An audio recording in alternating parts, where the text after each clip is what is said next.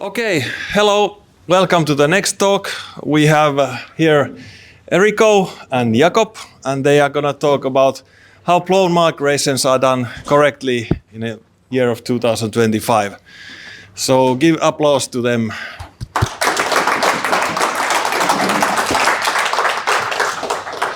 Yeah, so hey, welcome. As you heard, it's Erico and me doing the presentation today.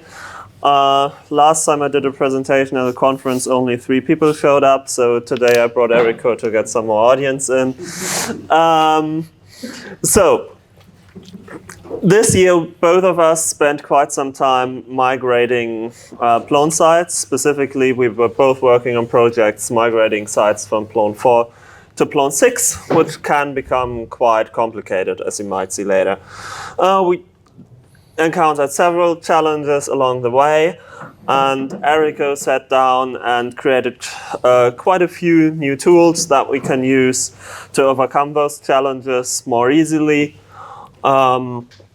Exactly. The talk is tailored for both people with experience on migrations who just want to check out the new tool set and see what that's about, but also for people who have not really much experience with migrations but might have to do them sometime. We also have a general introduction on how to do this as well. So what we're going to do first is start to have a look at migrations in Plone in general. First thing that I noticed, migrations can be challenging. And there are several challenges that I encountered when I first opened up the source project that I was working on. So what we had was a relatively highly customized source instance with custom workflows, custom content types, extensions installed that potentially or mostly were not around for Plone 6 anymore. For context, when I'm talking about the source instance, I'm talking specifically on about a Plone 4 instance that was supposed to be migrated to Plone 6 with Volto as a front end, so no classic UI in the target instance. Then there were extensions used then that are part of the core by now, but now working in different ways, so there was no direct upgrade path to migrate data from those to Plone 6. Other problems is complex data structures, especially for projects that had a lot of editors. Editors came up with creative ways to misuse Plone and create weird structures that are not really possible to recreate in Plone 6, at least not easily. And actually, this is important.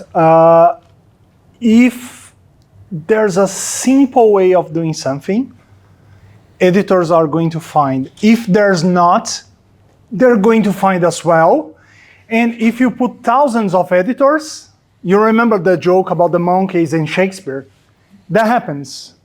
And I remember the first time he mentioned this specific case, I was like, no one is dumb enough to do that. So yeah, let me explain that specific case just because I found it almost hilariously weird. So what we found was that in Plone 4, folders could have pages that are inside of that folder as a default page that is then shown on the folder.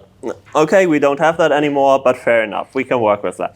But then this folder has a link object as the default page set that then linked into the folder itself further down the content tree, but the content from there had moved. So through redirects then, it once again pointed to some other content. Try to figure out how that works was just understanding how that happened took a while. This is just to give you an idea of what things you could come across potentially when working with migrations. And then, one of the obvious things is there's not really a direct obvious upgrade path from Plone 4, which was fully Python server-side rendered application to the backend front-end setup that we have now with Volto as a front-end and all the Volto blocks, which is a concept that did not exist for those pages yet. So that's a challenge in itself. And another challenge that you might encounter in migrations, for those specific cases we didn't, but we did definitely do that before, is that you might not always migrate from Volto to another, from Plone to another Plone version. You might migrate from some other CMS into Plone, be it WordPress, be it, we had quite a few instances where we worked with a German tool called Government Site Builder. Are we allowed to say that? I think so. Okay, perfect. I think so. We're not naming any clients in this context, and it's well known that this tool exists. Okay, perfect. So. But you. Yeah. Thank you. So let's take a look how we do migrations in Plone in general. There are two ways, or two main approaches to this. The first one are in-place migrations. That's the rather straightforward approach.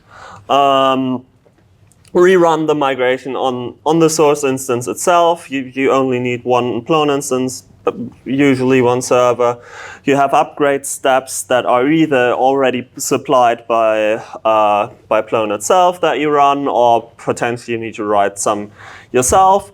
This is suitable for smaller projects with lower degree of complexity, and especially when you're only migrating between maybe one to another version, but not skipping between skipping over a version, because then there's a clear upgrade path for that. They're absolutely not suitable when migrating from old classic page to Volto. That there's, as far as I'm aware, no direct upgrade path implemented in the upgrade steps in Plone. Correct me if I'm wrong, but yep. And they can be a little bit risky if you're not cautious enough and just run on your production instance. Hey, I'm gonna do all those upgrade steps from, I don't know, Plone 4 to 5 to 6, and something breaking was in between that you weren't aware. You might just break your database, and that might be catastrophic. Yeah, and remember Plone 3 to Plone 4 sites, it's like, oh, let's do in-place migrations, and we upgrade the add-ons, or we remove the add-ons, and then there's a persistent utility that's still there, and you try to kill it fire. There are many articles about how to do that, and not always working, and nightmare. Exactly. So this is why we have a second approach, export-import migrations. So the idea here is we have a source instance, take out the data from there, do stuff with it so it works on the new instance, load it in there. Awesome, hopefully works. It's a little bit more complicated than just running a bunch of scripts on your existing instance, so it can be a little bit more time consuming. But I'd say for most use cases it's worth it. It's suitable for all kinds of migrations. You can, if you're able to export your data in some readable format from your source instance, you can do this approach, I guess, in theory, from the earliest Plone versions to Plone 6 in some way. Yeah. If you manage a way to extract the data there. And also a rather safe approach, because you're on your production instance, you're only extracting data and import it into a target instance. And once you are sure, okay, everything is fine here, you just switch over where your domain points, and you're good. The main concept of those export-import migration is known as ETL, extract, transform, load. We're quickly going through those steps once again and take a look at what toolset Plone already offers us, or what the new tooling for that is. first step usually is the extract bit. So for Plone, there are the pre-existing packages of transmogrifier that it can use. Collective export import is the one we used for our specific cases because it's available up until Plone 4, down until Plone 4. And because we love Philip. Absolutely. Yes, I forgot about this one. Yes. Okay. I wasn't aware about that. I forgot. Okay, I'll just blame you. Fair enough. Yes. So after we've extracted the data, we need to do stuff with it so it works with our new version. So we transform it. Apparently, transmogrifier can do that as well. I assume. Use that in the project from GSB. We got the data, we had a pipeline transformed and then imported. Good to know. To be fair, I've personally never worked with it, but I think there's plenty in the room here who did. Collective export import also already has some capabilities to transform data. It's already transforming data on the export. And I think during import, you can also apply transformations on the data as well. And then this is one thing that we're going to talk about a little bit more further on in the presentation is collective transmute, which is one of the new packages Erico created to have a separate place or separate piece of software to do the transform bit. And last step, there we go, is to load it again. For this, also transmogrifier, collective export import, as said, does this as well, as the name kind of implies. And then something that's relatively new is Plone export import. We're going to talk about that later as well. So let's take a look at our new tool set. We'll start at the extract bit, collective export import. As said, has been around for a while. It's been written by our most famous football player, Philip, over there. There's my slide for it. It's available back down to Plone 4, so that's the tool you're going to use to extract data from Plone 4 or Plone 5, potentially also in Plone 6, but for that we also have an alternative to offer. It'll give you the data, at least if you want it this way, as single JSON files, one JSON file per content object on the file system of your server. You'll also get JSON files for, what do we have? Relations, users, translation and translations. Redirects. And, for our example, default pages were also quite important because they were heavily used. There's this add export all view. So from what I understood from Erico, you can call that and it'll just dump all the data you need on your server. Yeah, from one of the projects we had two. One of them, Jakob and Timo would go through some secret magic and connecting in the dark and doing some nasty stuff and click and export. For the project I did in Brazil, I was like, okay, I really do not want to do that clicking and thing because I'm going to forget at some point. And there was a documentation, I basically copy what it is already on collective export import and implemented this. Exactly. So what you have now, you have your data extracted as a bunch of JSON files. Are important to mention in there. If you have blob files, so if there are PDF files in there, images, preview images, and so on, they'll be encoded as base64 within your JSON data to further work with. So next step where we want to, it's switching immediately. Lovely. Is collective transmute. Collective transmute is a new tool written by Erico to help you get that data in the format you then want it to be re-imported again. So It's specifically made to transform data from collective export-import into the format that we want to have with Plone export-import in Plone 6, but potentially can be used for all sorts of data migrations. You feel free to come up with whatever you want there. It's a lightweight alternative to collective transmogrifier. I was told. I've never used collective transmogrifier, so I just assume that's the way it is. And Erico was so nice to make it very customizable and extensible. Yeah, one additional thing is, in a previous project at Kit Concept, we used transmogrifier. I love transmogrifier, really. To the point that, okay, what if I basically get the transmogrifier-based packages and adapt that to be more modern in terms of Python 3 and get some performance improvements?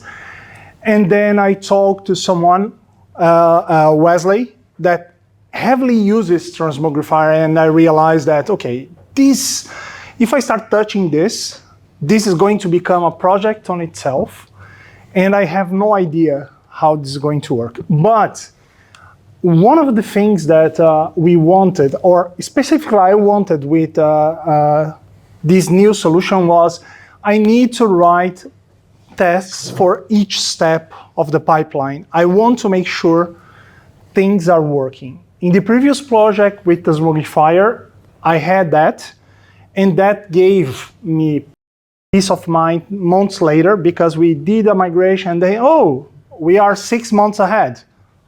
Okay, time passes, and then, oh, now we need to do a second run. I need to go back and understand what I did 6 months before and make sure, and so on and so forth.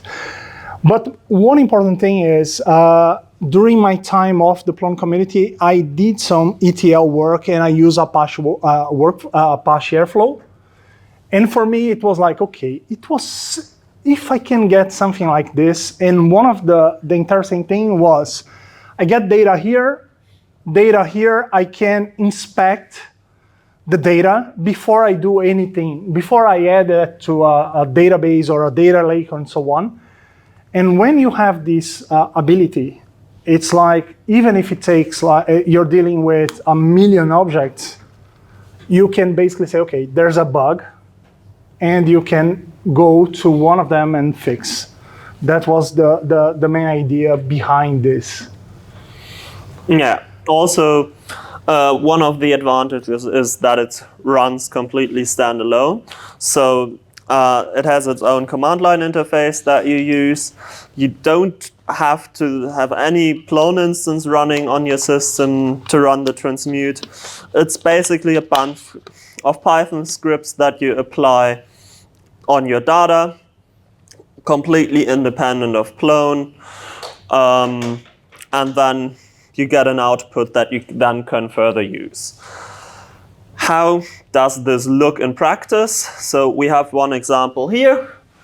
Basic command line thing. You say uv run transmute run. We have 2 parameters set there. First cleanup, which tells it in the target folder, please delete everything that's been there before. We want to do a dry run, overwrite everything. Depending on how you're working, you might also leave that out and say, okay, I have a bit of data from this content path already there that I've worked on. Now I'm going step by step, and now I'm migrating maybe this content tree, and this will be just additional data that's going to be added there. Depends what you like. And the other one is write report. The tool has the ability to write quite some extensive data on what it's doing, how much was imported, how much it spat out again in terms of types, and all sorts of telemetry, basically. Maybe you can say a few words. Yeah, play it, and meanwhile. Okay. Yeah. Well, let's run it then. So Yes. what happens if you hit enter? Is you see this. And basically, it starts and going to write, and then it's going to start reporting. The report we get in the end is a CSV file. And one thing I found really important for one project is basically I get this CSV file, I add to Google spreadsheet, I create a pivot table, and I say to to the client, have fun. This is all the content you have, and it was here, it was not migrated, why it was not migrated, or the workflow state was this one, and now it's this one, the workflow was this one, and now it's this one.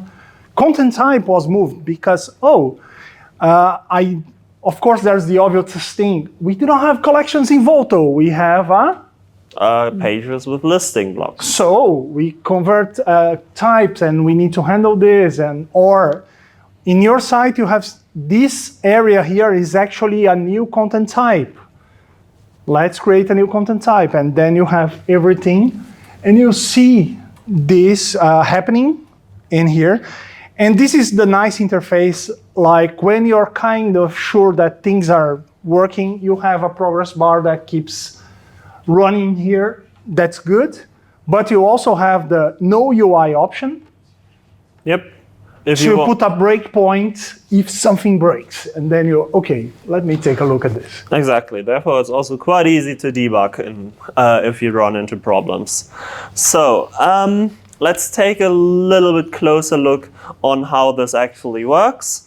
So in the end, it just applies a series of migration steps after each other on each content item and writes the results in the resulting JSON files. As easy as that. We already have quite a bunch of those migration steps predefined that are meant to be like a, how did it call? Sane default? Yeah, it's sane default to run, and even though I never run with that, in our projects we did a this is I would assume if you have like a vanilla Plone 4 instance and want to go to Plone 6, this should get you there, hopefully. Usually you don't have just a vanilla Plone 4 instance. Then you're also able to customize it quite a bit. There's one big configuration file that we're going to take a look shortly. Here, that has like a overall configuration for your process where you can set. What do we have there? We can set a debug mode. Erico, what does our debug mode do for us? Actually, it's more verbose, really verbose, to the point that it entered in this step, it went out in step, dropped the content, and so on. You have a huge log file where you can pinpoint problems. If you're not looking actively, you can go back in time and basically see. We do have this prepare data location and reports location because we have 3 types of steps. That was a late addition to the project, especially because, to transmute, because I realized that, okay, to speed up things, I could have prepare steps that preloads a bunch of data. Like one of the things, I want to convert all the old user IDs to nice names because those user IDs are gone. Okay, they provide me with a CSV, it loads in here, and you start working. You have the steps, like transmogrifier, things enter. At some point, things could be dropped, otherwise it goes all the way. And then at the end, you run the steps to write down stuff. Like, okay, I want a report about what was dropped by each path prefix. Because I can basically say, okay, I really do not want to import this area, and there are like 5,000 objects that are inside there. You need to know this kind of stuff. Exactly, and what's important to stress there as well is in your own project, you can then go and say, I don't need this and that step. I'll kick it out and add your own in your own configuration from the project. So every single thing that we have in this configuration file is overridable very easily. And you can also add stuff as well. Looking at the time, I think we're not going to go in detail into the other options. Here I'm giving a quick example on how one of those transmute steps might look like. If you want to get rid of certain items, this is... Imagine you have a list of UIDs that you say, okay, this is crap, I'm going to throw away. You preload them. Yeah. I'm showing this just to give you an idea how this works internally. It's no black magic. It's rather straightforward code that's calling functions. So here we're processing specifically collections to be in the end pages with listing blocks that use the same criteria as the collection used before. So clean up the query string and then go through each parameter, and here we have we found some quirks with the collections, or I think in our case it was even topics from It was topics. archetypes that we were working with, where we had to do a few amendments so it would fit the new data structure. Continue. Another tool that this guy created this year, or during the last year, I don't know what the timing on this one, this year, is collective HTML to blocks. The idea here is to have a lightweight replacement for the blocks conversion tool. That's also written in Python and not in JavaScript anymore, as the blocks conversion tool was, and can have multiple users. You can use it standalone. We are using it by calling it in the collective transmute steps process blocks step. We're dumping HTML in there. It'll return as Volto compliant blocks JSON. Perfect. Also has a high test coverage, which is good. And actually, this was the blocks conversion tool was great and so on. But every time someone filled a bug, writing additional tests was painful, and then the test coverage was not great. And there was one thing: oh, my company has some blocks, and I want to have something like, if I have an iframe, if I find an iframe, and this iframe it's actually pointing to SoundCloud, I want to use a SoundCloud block, not use the iframe block. Ta-da! Simple. Oh, but not everyone is going to do that. So in my code base, I can basically go there and register this. Or I want to modify the table because I hate slate table, I want something else. You can basically override, and then life goes on. All right. Last step is Plone export import that we're using.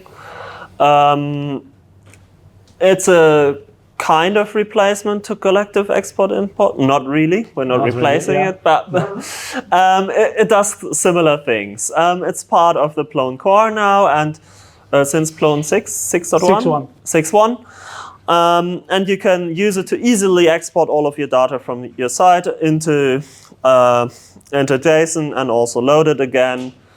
No transformation. That was a clear thing. Like, okay, we need.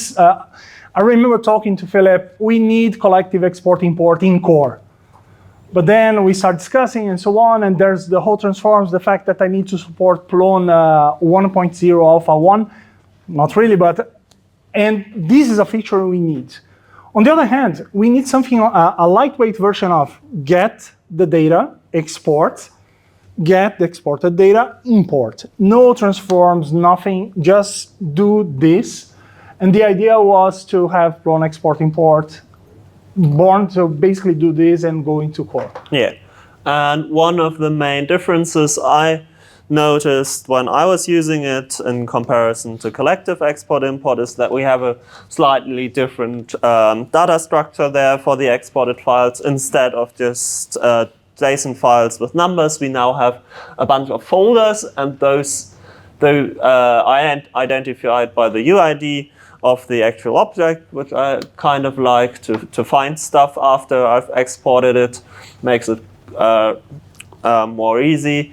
And then instead of having the blob files as base64 inside of the JSON, you have them actually on your file system to easily open in case you want to check something in there after the export.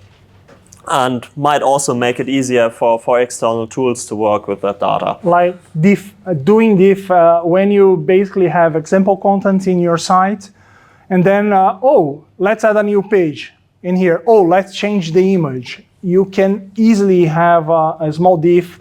The order of the files, the location of the files do not matter.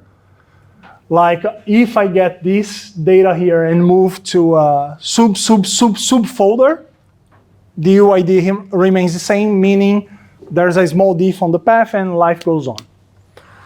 Exactly. So Erico wanted to, or prepared a small case study of one of the projects he did. Or do we want to skip that? No, let's talk about. Actually, we wanted to talk about another project, and that was another reason to create Transmute, because there was a project for an organization we cannot name that just one person could access the data, could run stuff, and could report back. And I was working at this project and I was not that person. Which means, oh, there's an issue. How do we solve that? And then with the transmute and HTML to blocks, every time there was a bug, okay, give me the anonymized idea of what's happening. Give me an example. We write a fix, a test, and let's try again, and so on and so forth. And there was another project. There was another project that Erico had the luck to work on his own and having access to that data. So we're rather using this one as an example to show you how this worked in practice rather than the one where we cannot show any data, obviously. So Erico, you want to take the presenter to skip through the slides you did here? Okay, so you can also say this is fucking karma. Sorry for the fucking, but it's fucking karma. Like a lifetime ago, I created something, a distribution in Brazil called Portal Padrão. And I kind of convinced the Brazilian government that should be free for all and be available on GitHub and so on. And then I packed my things, I moved to Berlin, I was happy, CTO for companies, I come back. And I found out some universities were still using that, like 10 years later.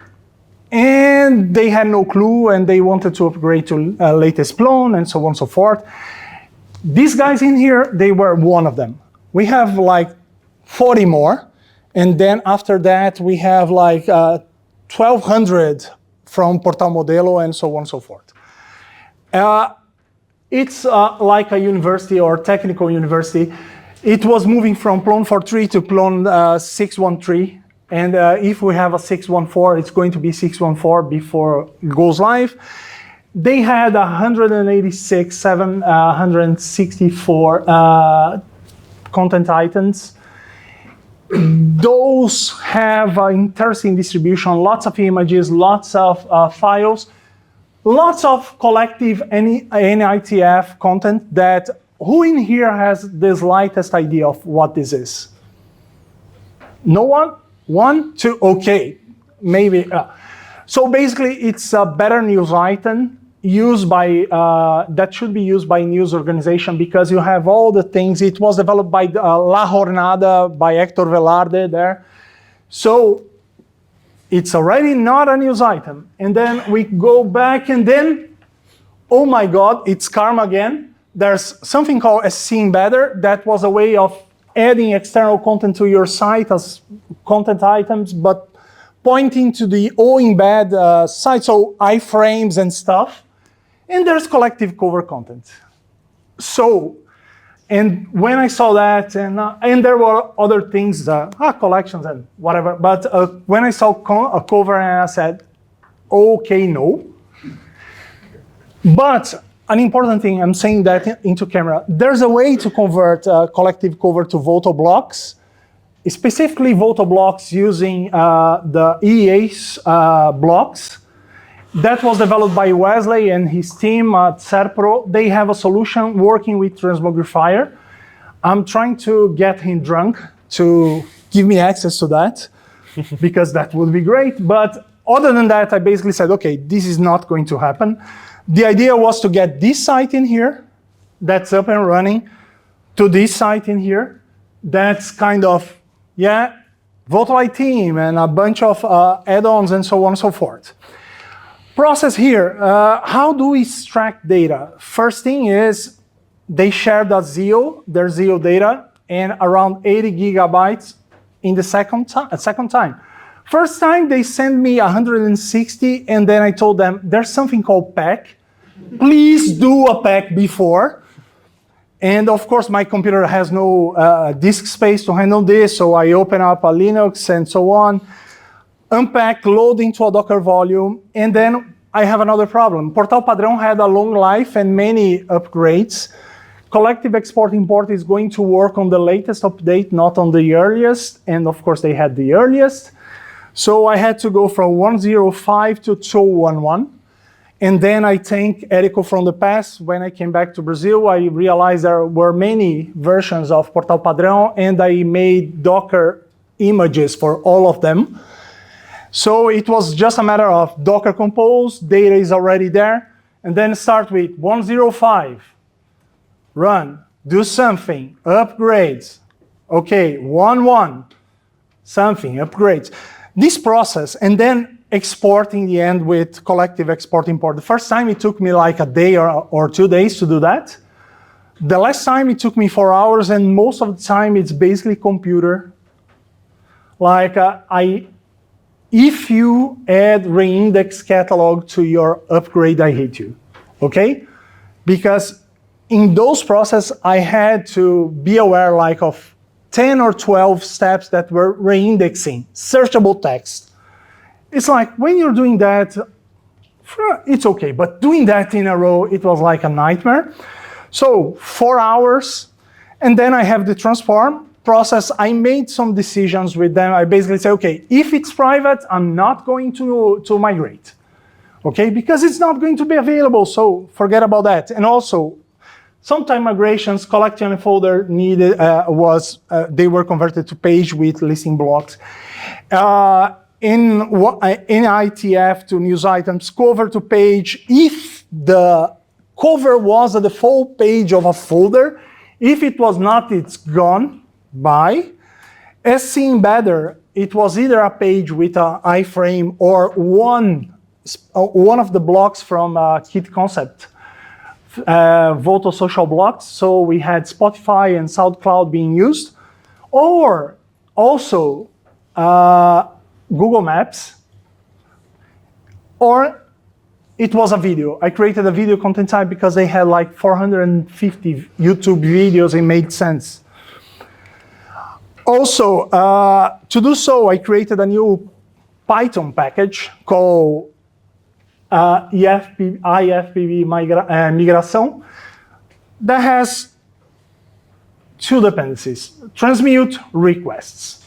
That's it. It has additional code like I have 5 loader steps. Oh, get me all the creators, get me the subjects. And when I said subjects, no keyword manager, right? Not as there. I had like 20 different ways of spelling news item in Portuguese. So, okay, I gave them like a spreadsheet and I said, do your job. They did. Oh, 1,000, I believe 1,000 and something different creators, do your job. They did, and so on and so forth. And then I processed that.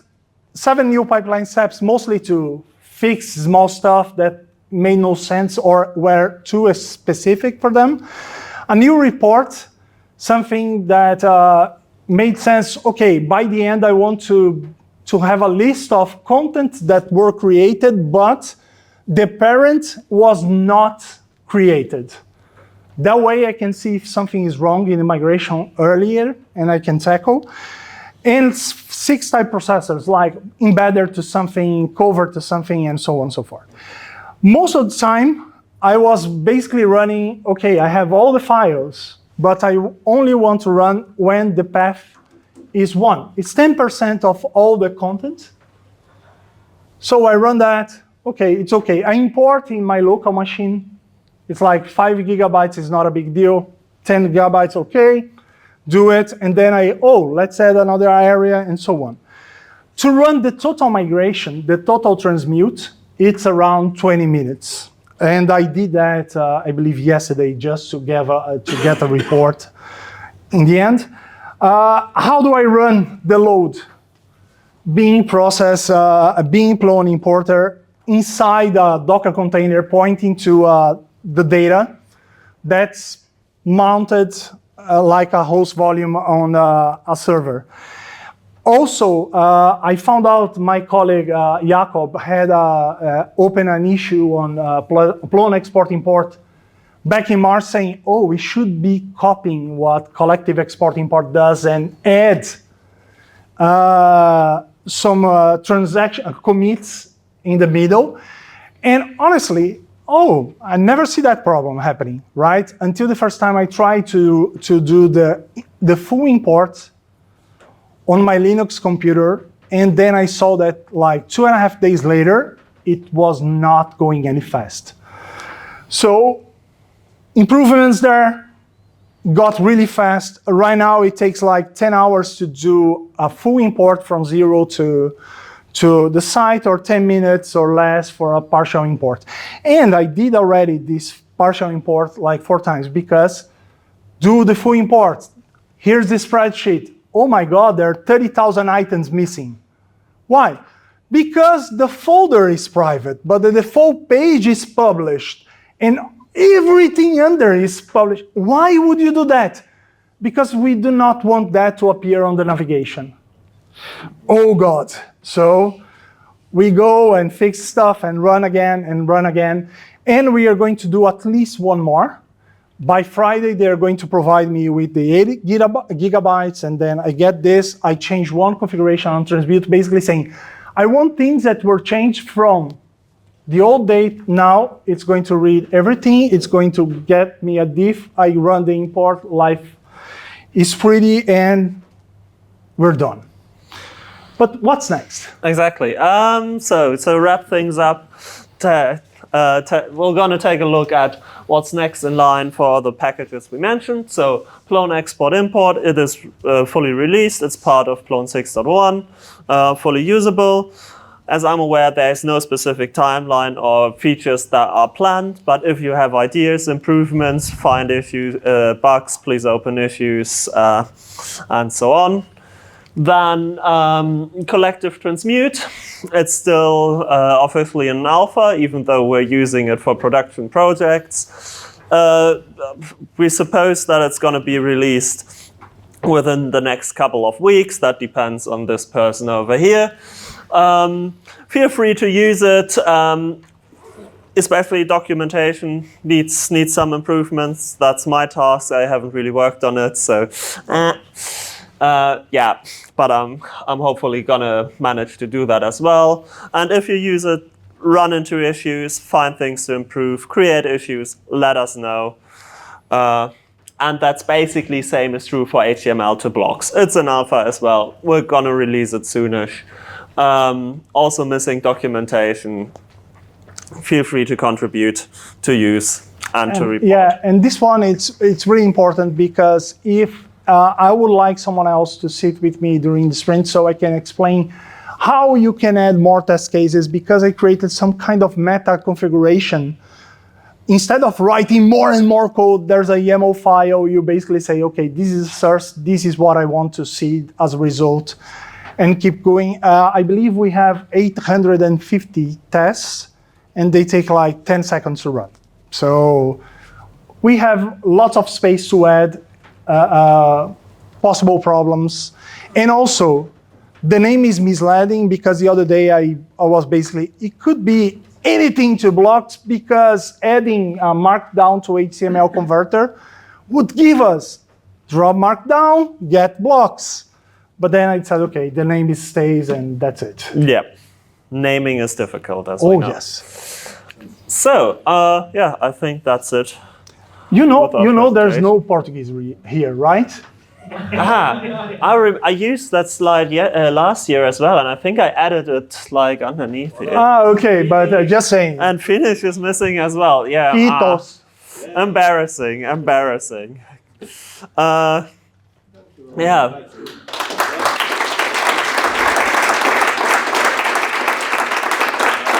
So. Sure. Yeah. If anyone has any questions, We have time for maybe one question or two. Oh my God, we have one question. Because It's there's going to be the long one. coffee in the lobby. I don't think one question is enough for that. Thank you a lot, especially for collective HTML to blocks. The blocks conversion tool was a hot mess, the code at least.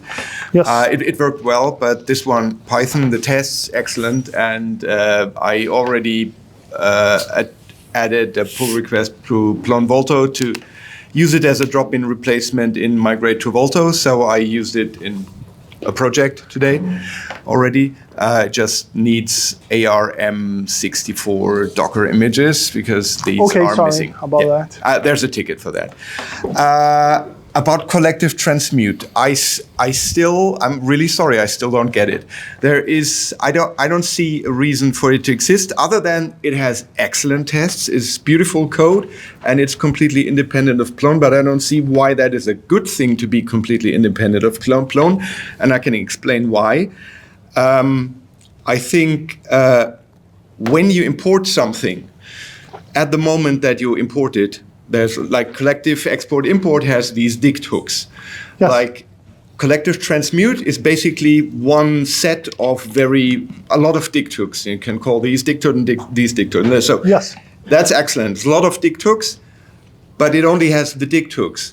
So you can't access the portal, you can't inspect the parent, you can't look at the registry, there's no object hook, you can't look at the object after it's serialized. So put a PDB there, did my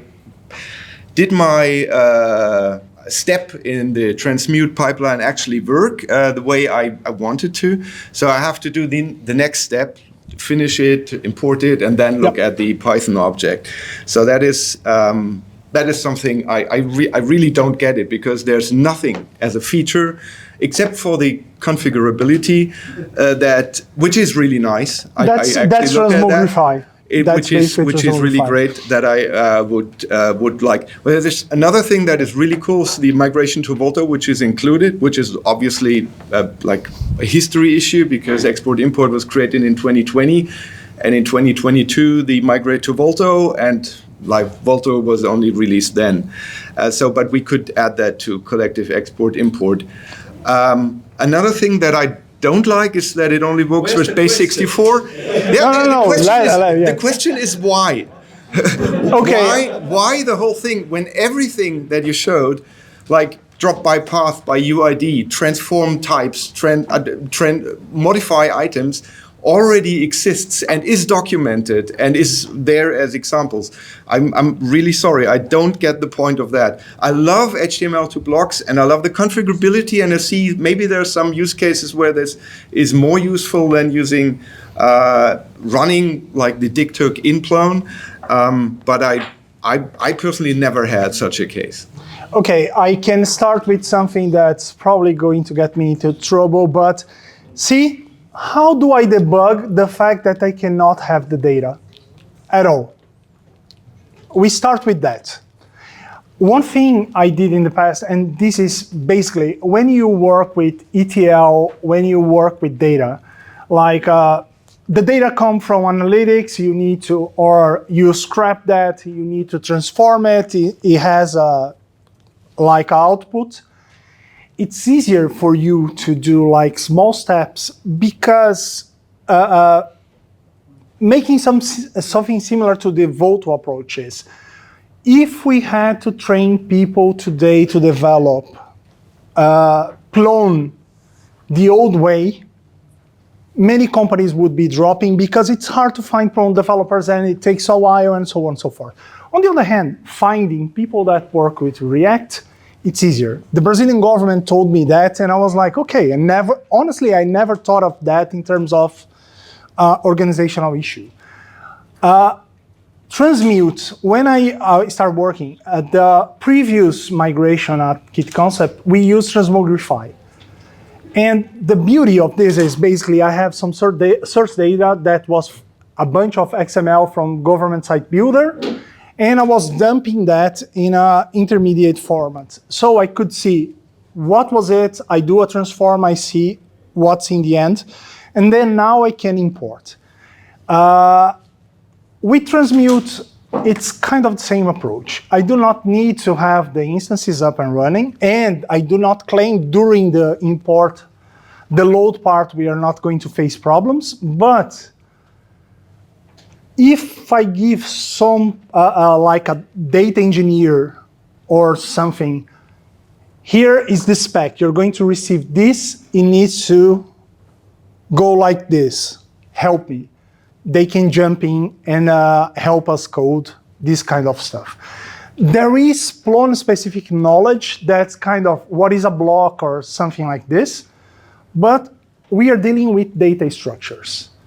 And the fact that I can run multiple times in smaller pieces and test these smaller pieces helps, but it's not perfect. First thing, it's not perfect. But for me, it fits my mind model in terms of I do not need to set up a Plone site many times.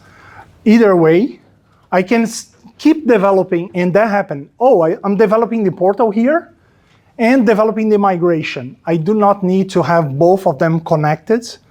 And at a certain point, it's like, okay, I need a new content type. I go there, I add a configuration and say, see, if there's this path field, generate this. And before I do the first import, I can look at the data and see if it's right. Because as we see by the numbers, the worst part, it's importing to Plone. It's the slowest. And if I can run, oh, it broke, go back, change the data output, let's see, and then try again, it's better than, oh, let's try and put a PDB in here and so on and so forth, because it takes a while. Especially when, for instance, we need to, I'm having a problem in a content that's created inside a huge structure and so on, and I need to see how it goes in the end.